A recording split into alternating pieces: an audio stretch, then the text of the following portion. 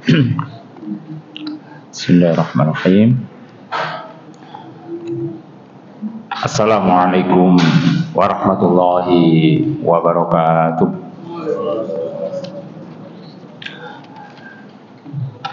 Innal hamdalillah nahmaduhu wa nasta'inuhu wa nastaghfiruh wa na'udzu billahi min sururi anfusina wa min sayyiati a'malina. May yahdihillahu fala mudhillalah wa may yudlilhu fala hadiyalah. Asyhadu an la ilaha illallah wahdahu la syarikalah wa asyhadu anna Muhammadan abduhu wa rasuluh la nabiyya ba'da. Allahumma salli wa sallim ala Muhammadin wa ala alihi wa sahbihi wa man tabi'ahu bi ihsanin ila yaumiddin. Qala Allah ta'ala fil Qur'anil Karim, a'udzu billahi minasyaitonir rajim. Ya ayyuhalladzina amanu taqullaha haqqa tuqatih wa la tamutunna illa wa antum muslimun. Wa qala ta'ala aidan a'udzu billahi minasyaitonir rajim. Kutiba 'alaikumul qitalu wa huwa kurhul lakum wa 'asa an takrahu syai'an wa huwa khairul lakum wa 'asa an tuhibbu syai'an wa huwa syarrul lakum wallahu ya'lamu wa antum la ta'lamun. Al-ayat amma ba'du. Fayal hadirun jamaah subuh rahimakumullah, bersyukur kepada Allah Subhanahu wa taala. Pagi hari ini Allah masih memperkenankan kita untuk bisa bangun. Allah masih menyempurnakan kenikmatan kepada kita, sehat badan, sehat rohani, sehat jasmani. Mudah-mudahan kita termasuk hamba Allah yang pandai bersyukur, memahami tugas hidupnya apa, dan memahami nanti akhir perjalanan hidup kita akan kemana. Yang punya cita-cita mulia masuk surga, insya Allah kita termasuk hamba Allah. Mudah-mudahan ditakdirkan jadi hamba Allah yang husnul khotimah. Amin ya rabbal alamin. Selain bersyukur pada Allah Subhanahu wa taala, kita banyak-banyak istighfar, mohon ampun pada Allah. Karena kita ini makhluk manusia biasa ngaten iki, enggak sepi dari godaan dan gangguan, baik itu dari internal kita yaitu nafsu kita, eksternal yaitu dari setan dan iblis, bisa berupa setan manusia atau setan jin. Semuanya itu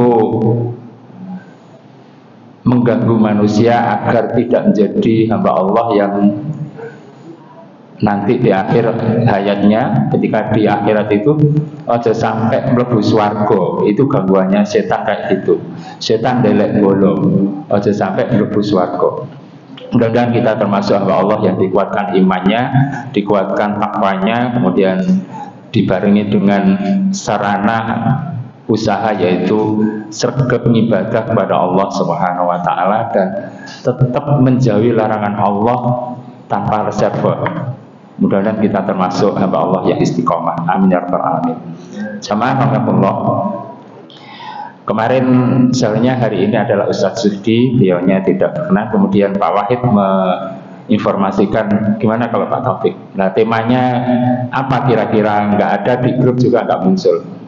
Nah, temanya ini saya ambil dari surah Al-Baqarah ayat yang 216. Temanya perang. Loh kok perang? Iya, musim perang masalahnya. Tapi awak dhewe mau perang terhadap kengantukan kita, merangi malas kita. Nah, sebelum kita menghadapi perang adu senjata. Jamaah Allah. Sebelum ayat perang ini yang tertera dalam surah Al-Baqarah ayat 16 ini diawali saya baca dari ayat yang 214 dulu. A'udzu billahi minasyaitonir rajim. Am hasibtum an tadkhulul jannata wa lamma ya'tikum mathalul ladzina khalau min qablikum Massathumul ba'sa wad-dharra wa zulzilu ala yaqular rasul walladzina amanu ma'ahu mata nasrullah ala inna nasrallahi qarib. Jamaah Allah. Ayat ini kalau tafsirnya Buya Hamka itu am hasibtum an tadkhulul jannah, awak dhewe ngira mlebu swarga ta? Am hasibtum, apa kalian mengira bisa an tadkhulul jannah, masuk surga? Walama ya'tikum matsalul ladzina khala min qablikum, belum nyampe kepada kita itu masa yang betul-betul matsalul ladzina khala min qablikum, seperti masa-masa sebelum kita. Siapa itu?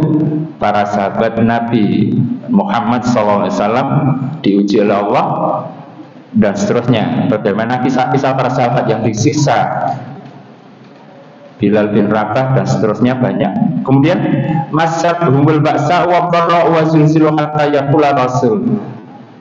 Masa itu kesengsaraan, kemudian macam-macam di sana, kegoncangan, pemudharatan, pokoknya gak enak belas gitu loh, ya. Perjuangan, betul-betul perjuangan, sehingga ya di embargo ekonomi, ya kalau kurang lebihnya sekarang itu ya seperti yang di saudara-saudara di Palestina itu, di embargo kebutuhan hidupnya. Nah, perbuatan tidak manusiawi yang seperti itu, pelanggar HAM berat itu mestinya bukan siapa-siapa, tapi kadang-kadang sing gawe HAM dewe. Siapa itu? Amerika, Israel dan seterusnya itu. Kembali di sini. Dan pelanggar HAM yang berat di negeri kita adalah orang-orang yang tidak bertuhan. Ya, catatannya seperti itu. Sampai-sampai mesti ayat ke sana, karena historis di negeri kita yang kita cintai ini, musuh bebuyutan kita itu yaitu podo kulite warnane tapi seje ideologine. Nah itu musuh kita adalah orang yang tidak bertuhan, yang kadang-kadang bertuhan tapi ideologinya ideologi komunis, ideologi menafikan agama. Dan indikasi itu ya ini nyebrang ke sana kemari. Indikasinya itu diantaranya kurikulum 20 sampai 2030 itu frase narasi agama itu didelete. Koyoke menuso yang di sini, pengelola negeri ini, pemanage negeri ini kayaknya nggak gadekno adanya Tuhan. Padahal falsafah negara kita itu berketuhanan yang Maha Esa. Tapi pendidikan di negeri ini kayaknya mau digusur keberadaan Tuhan yang di konsepnya itu. Baik, kembali di sini. Sampai-sampai Rasulullah dan para sahabatnya yang beriman, waladina amanu mata nasrullah, kapan sih pertolongan Allah? Ala inna nasrullah qarib, di ujung ayat itu. Kemudian ayat berikutnya, ya selalu nekamaga yunfikun, dan seterusnya itu berkaitan sama pengelolaan harta benda kita. Nah, yang mau kita bahas di sini adalah yang sama-sama kita pelajari adalah yang ayat 219, ayat perang. Kutiba alaikumul qital. Kutiba kata ayat tubuh termaktub, diwajibkan, seperti kutiba alaikumus, yang sama perintahnya wajib. Ini ada yang sholat yang di atasnya. Ini tadi itu saya tanya takmir, ini jadi enggak soalnya ganggu dulure dewi sing sholat gitu, tapi masih jalan ini takbir gitu. Baik. Kutiba alaikumul qital, diwajibkan kalian itu perang. Zaman Allah. Ayat ini dimulai dengan kalimat kutiba alaikumul qital wa huwa kurhun lakum. Penggalan frasnya, diwajibkan kalian untuk perang, padahal perang itu awak dhewe gak seneng. Kurhul, kita benci, laku. Nah, biasanya kita mendengar ujung ayat ini yang dipakai beberapa kita, para ustadz dan sebagainya, itu ujung ayatnya saja, ujungnya. Pangkal ayat nggak pernah diangkat. Apa sih konteks ayatnya? Oh, mengenai perang. Nah, wasa antakrahu syai'a wa kurhul lakum. Dan barangkali ya diwajibkan untuk perang suatu yang kamu benci. Boleh jadi asa antakrahu syai'a, kita benci pada suatu, wa huwa khairul lakum, dan sesuatu yang kita benci itu adalah baik bagi kita. Wa asa antuhibbu syai'a wa huwa syarrul lakum, dan boleh jadi yang kita cintai, kita senangi itu sesuatu itu wa huwa, dan yang kita cintai itu syarru, jelek, lakum, bagi kita. Wallahu ya'lamu wa antum la ta'lamun. Allah iku maha mengetahui semuanya. Ala kulli syai'in qadir wa antum la ta'lamun. Awak dhewe lho ora apa-apa. Jamarakallah. Wallahu akhrajakum min butuni ummahatikum la ta'lamuna syai'a. Nah, awak dhewe lahir semuanya adalah gak roh apa-apa. Allah lah ngasih panca indera kita, bisa dengar, bisa melihat, bisa menyimpulkan, kemudian semuanya itu dari Allah Subhanahu wa taala. Kembali dari sini. Sampai-sampai tertariknya ayat ini, saya mencoba browsing. Ini ditafsiri lebih dari, saya catat itu sampai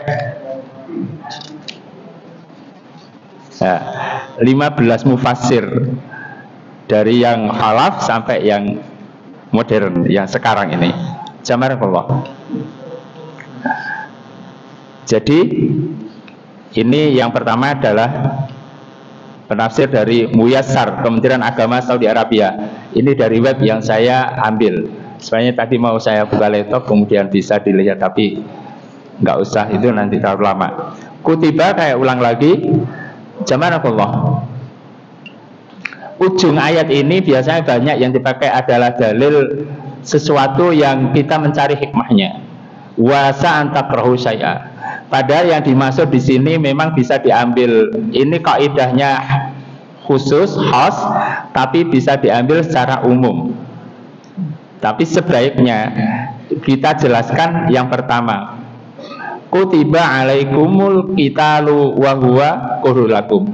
Sapa sih secara naluri perang itu enak, mesti yang kita benci. Risikonya berat. Kalau perang zaman dulu adu arep nggawa senjata. Ngerti nggih adu arep nggih? Jawa. Dep-depan kayak gini, siapa yang lebih hebat untuk bisa bela diri dan bisa melawan musuh.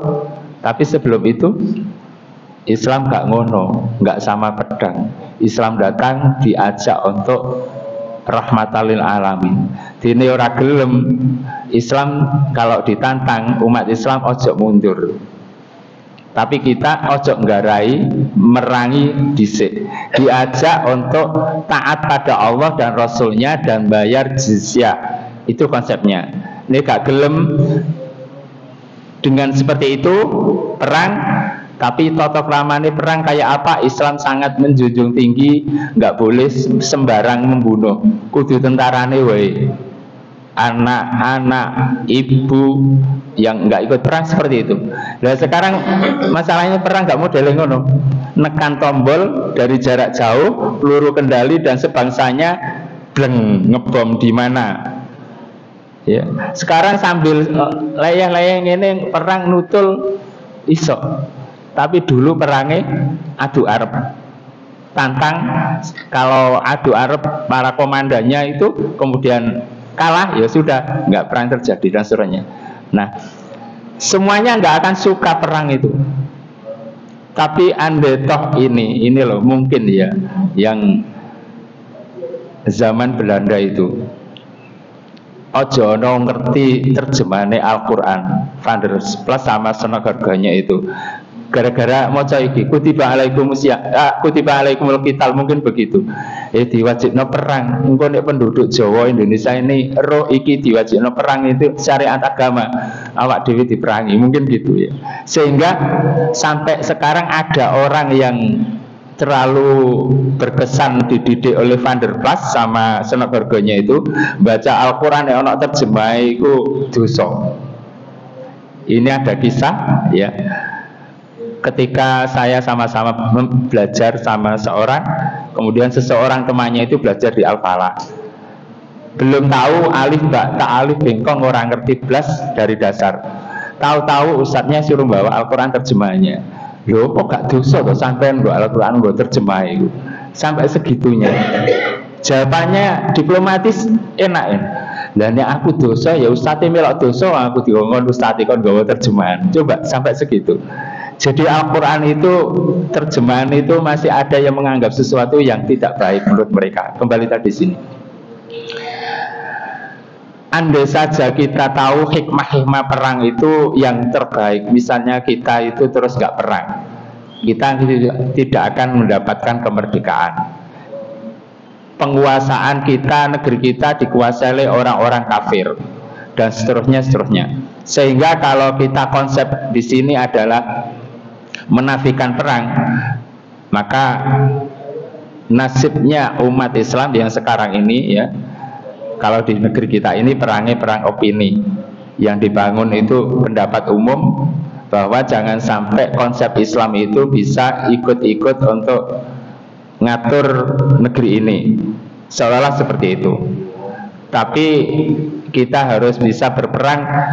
Yang sekarang modern perangnya adalah perang opini, perang pendapat umum, kemudian menjual, mengkampanyekan bahwa Islam rahmatul alamin kayak apa, kemudian musuh-musuh kita memframing atau ngecap oh Islam itu nanti seperti ini. Dan terakhir ketika sama-sama kita bergerak untuk show off kekuatan muslimin itu ojo milih iki engko jadi khilafah negeri ini. Nah, itu dijual di negeri di desa-desa seperti itu. Kembali tadi di sini. Wasa antakrahu syai'a. Boleh jadi yang kita tidak sukai pada suatu itu wa khairul lakum, itu adalah terbaik bagi kita. Contoh sederhana testimoni di masyarakat kita kadang kita jumpai. Saya ada tamu dulunya ikut untuk pendidikan TNI di Magelang dan dia dipulangkan padahal nilainya baik. Sampai kemarin tahun 2020-an itu protes itu pokoknya begini, tidak mau menerima takdirnya Allah, intinya gitu. Aku kok kon mulai begini. Setelah kejadian pesawat Hercules yang jatuh di Sumatera itu baru menyimpulkan, oh tiba misalkan saya kemarin itu jadi TNI ikut klebu sak boloku sak barakiku mati kabeh, aku gak duwe anak gak dibojo kene. Sehingga hikmahnya itu kadang-kadang jauh sekali baru diterima ya. Misalkan kita mau menyervis kendaraan kita, tahu-tahu loh kok mahal banget, kok begini. Ternyata tadi itu nggak ada yang kita ketahui, ada minyak remnya bocor ketika kita sporing balancing. Tukangnya ngerti, mau digarap dewe gak entek sakmene saja nih misalnya gitu. Getune namburi kayak gitu. Tapi hikmahnya apa? Andai saja tidak saya serviskan dengan mahal tadi itu, bocornya minyak rem tadi semakin parah dan semakin akan mencelakakan kita. Nah itu kadang-kadang dekat dengan kita nggak enak, kita sesuatu, tapi itulah yang terbaik bagi kita. Intinya husnudzon mawon terhadap apa keputusannya Allah Subhanahu Wa Taala. Iku sing angel. Apa saja yang kita terima, mbok iku soro, mbok gak enak, itu kadang-kadang kita nyimpulno dhewe. Allah itu enggak adil. Aku wis ibadah ya ono yani sedekah akeh lah, aku kok isih kayak ngene terus. Ya, itu kadang-kadang mungkin enggak disadari itu gelo kepada keputusannya Allah. Itu tauhidnya juga harus segera diperbaiki seperti itu. Nah, saya enggak bacakan keseluruhan. Intinya itu diantaranya adalah sesuatu yang kita cintai, lanjutannya wa asa an tuhibbu syai'a. Kita itu menyukai sesuatu. Ini kadang juga real di masyarakat. Digadang-gadang jadi mantunya terbaik, ini pilihannya yang sudah terbaik-baik. Ternyata perjalanannya oh alah tiba. Iya, itu kadang-kadang nggak dibenci gitu, nggak cocok, aku nggak cocok ini gini. Wong takdirnya sudah jadi jodohnya, tahu-tahu koyok nemu sesuatu yang sangat berharga terhadap mantu ini. Nah, itu real di masyarakat itu seperti itu. Kadang nggak terima nong ngarepe gak enake di belakangnya pokoknya yang baik-baik. Nah, itu. Makanya kalau dalam surah Al-Anbiya ayat 35 itu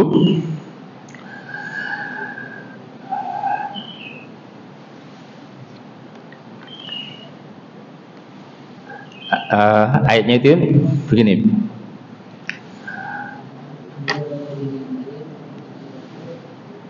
Kullu nafsin dha'iqatul maut wa nabluukum bisyarri wal khairi fitnah wa ilaina turja'un. Kullu nafsin dha'iqatul maut, semuanya yang bernyawa itu akan mati. Kemudian wa nabluukum bisyarri wal khairi, kalian akan uji dengan syarri, kejelekan, wal khairi. Nah, segala yang nimpa pada kita itu ya api Allah kabeh ujian. Kemudian wal fitnah itu adalah depan itu wala nabluukum diuji bala, kemudian di berikutnya ayat fitnah. Ya isinya hidup ini ya isinya Allah lan nabi. Kita kadang gembira, kadang susah, kadang senyum, kadang menangis, itu sudah ritme kehidupan, grafiknya kayak gitu. Kalau kita hitung-hitung suwe nangisnya apa seneng suwe guyune. Ya, kita dikasih susah beberapa saat saja kalau dibandingkan dengan rasa senengnya. Harus banyak syukur di situ. Wasa antuhibbu syai'a wa wasyarul lakum. Dan boleh jadi sesuatu yang kita cintai itu enggak apik. Apa yang kita cintai? Ulap kok perang. Ya, soro, adu nyawa dan seterusnya. Enak di rumah santai duduk di sofa menimang cucu dan seterusnya. Lapo berangkat perang misalnya, berjihad misalnya. Nah, kalau sudah nyantai-nyantai di zona yang nyaman itu, comfort zone itu, tidak mau bergerak, kemudian kita ini menerima seperti itu tantangan ya kita hadapi, maka yang terjadi adalah penguasaan segala macam di sekeliling kita, sehingga kita akan terbatas berbagai macam yang kita punya. Artinya ketika kita tidak mau berjuang jihad menghadapi tantangan itu, karena zona nyamannya itu dipertahankan dengan mempersepsikan hidup ini kalau berperang dan sebenarnya itu soro, gak wani soro, maka yang terjadi adalah gak akan bisa nyantai di depannya. Tantangan-tantangan itu bisa juga nanti diterima oleh anak-anak kita, cucu kita, bagaimana ke depan ketika kita tidak mempersiapkan sebaik-baiknya. Itu kadang penjajah sekarang itu modelnya berbagai macam kecanggihan, dengan berbagai macam kemampuan yang dimiliki oleh musuh-musuh kita. Kita juga tidak boleh tinggal diam untuk menghadapinya. Nah, kalau penjajahan model dulu adalah dengan senjata kecanggihannya, senjata perangnya, sekarang senjatanya adalah informasi, opini, kemudian teknologi, kemudian brainwashing pemikiran dengan berbagai macam informasi yang pada kita, ya, itu semuanya adalah tantangan kita. Wallahu, ya ini pas jam 5 pas dip nanti kita selesai karena banyak agenda yang di luar sana menunggu kayaknya ya. Jadi ada yang ingin ikut melaku bareng ya, dan seterusnya. Jadi wallahu ya'lamu wa antum la ta'lamun. Allah itu maha mengetahui apa saja bagi kita ya. Sampai-sampai Allah maha mengerti apa yang keperluan kita ya,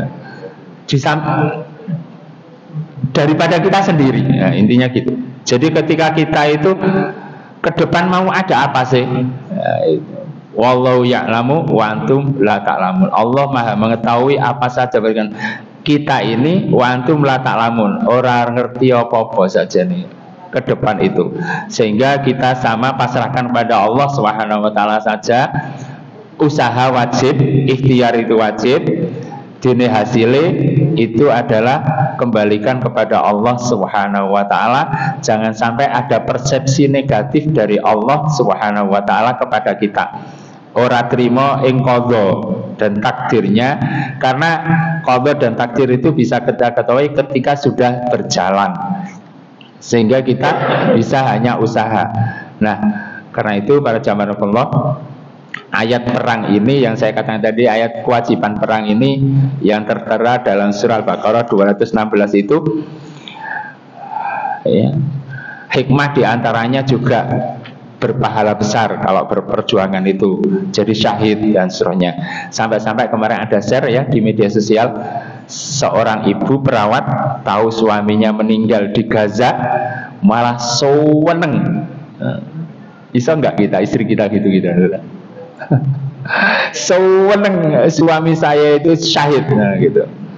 Bukan, oh alah bapak arek iki iki lho anak-anakmu sak cilik aja tinggalno gitu. Kira-kira gimana ibu-ibu? Ya, kita juga seperti itu. Jadi ya Allah ya Rahman Rahim, ladang perjuangan semuanya. Jamaah Allah. Kemudian banyak hal yang sebenarnya yang kita mau dapat ya, tapi intinya bagi kita adalah harapan kita kepada Allah Subhanahu wa taala itu satu-satunya harapan kita. Kita kalau berharap pada manusia itu kadang-kadang ya banyak yang kecewa. Ya. Tak kadang-kadang kayak ngono ternyata dadine kayak gini. Kita pembelajaran 5 tahun yang lalu nggak tenang. Ya. Bisa jadi ini juga gitu. Tapi insya Allah jangan. Tapi kalau memang terjadi, ya memang seperti itu kita. Kalau bahasanya ladang amal kita memang kayak seperti itu. Bohong kok tadi ini kayak apa? Kita berusaha untuk milih yang terbaik yang kita harapkan kan gitu. Ya dulu juga kan gitu. Tahu-tahu masuk kolam yang sama, itu kan. Jadi kita serba nggak tahu ke depannya yang maunya mereka kayak apa, disetting kayak apa. Demikian yang bisa saya sampaikan ya. Jadi sama-sama kita belajar baca Al-Quran, kemudian kita baca terjemahan, kemudian kita baca tafsirnya. Kurang lebihnya di ayat yang saya baca tadi itu kami mohon maaf, barangkali nanti yang jelas tafsir yang dari bagaimana tafsirnya Ibnu Katsir, bagaimana tafsirnya Al-Wasis yang oleh Dr. Wahbah Az-Zuhaili yang pernah hadir di sini juga. Beliau pakar fikih, tafsir dari Suriah. Bagaimana banyak yang kita ambil dari, ya sekarang kan sudah modern. Teman-teman saudara kita itu membuat website namanya tafsir, itu bisa kita pelajari. Sehingga kita juga jangan cepat nyalakan ustadz yang motong ayat itu. Misalnya di asa ayat itu asa wa asa antakrahu syai'a kadang, tapi pangkal ayatnya nggak pernah disentuh ya. Sedangkan itu adalah kewajiban untuk berjihad, berperang kepada orang-orang kafir yang memerangi kita. Mudah-mudahan ada guna faedahnya, kita sama-sama tidak belajar. Kurang lebihnya mohon maaf, dan sekali lagi kita akhiri dengan doa kafaratul majlis. Subhanakallahumma bihamdika nasyhadu an la ilaha illa anta nastaghfiruka wa atubu ilaik. Mohon maaf. Assalamualaikum warahmatullahi wabarakatuh.